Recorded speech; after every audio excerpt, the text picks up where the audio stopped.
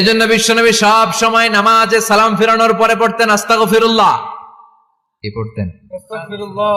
3 বার পড়তেন আস্তাগফিরুল্লাহ, আস্তাগফিরুল্লাহ, আস্তাগফিরুল্লাহ। পড়তে রাজি আছেন? জি ইনশাআল্লাহ। ইস্তিগফারের অনেকগুলো আলফাজ আছে, সবচেয়ে ছোট ইস্তিগফার হচ্ছে এটা, আস্তাগফিরুল্লাহ, আস্তাগফিরুল্লাহ।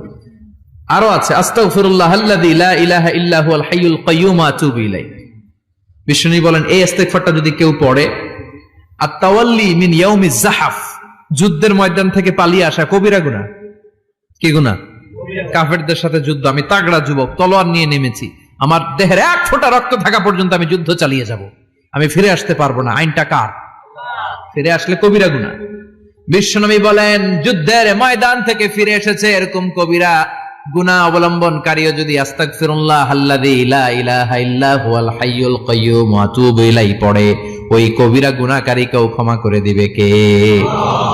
করতে রাজি আছেন তো? আবার সাইয়েদনা আবু বকর বললেন, ইয়া রাসূলুল্লাহ আল্লিমনি দুআআন আদউ বিহি ফি সালাতি, এমন দোয়া আপনি আমারে শিক্ষা দেন যেই দোয়াটা আমি নামাজে পড়তে পারি। বিশ্বনবী বললেন, পড়ো আল্লাহুম্মা ইন্নী যালামতু নাফসি যুলমান কাসীরান ওয়া লা ইয়াগফিরুয যুনুবা ইল্লা আনতা ফাগফিরলি মাগফিরাতাম মিন ইনদিক ইন্নাকা আনতাল গফুরুর রহিম। সুবহানাল্লাহ পড়েন। এটাও ইস্তিগফার। আমরা এটার বলে দোয়া মাসুরা, সালাম ফেরানোর আগে পড়ি না? যেখানেই ক্ষমা চাওয়ার কথা আছে ওইটারই কি বলে?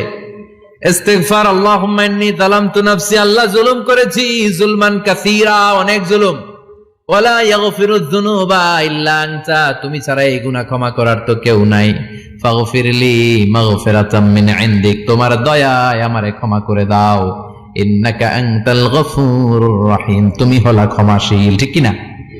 এটাও ইস্তিগফার, এটাও পড়বে।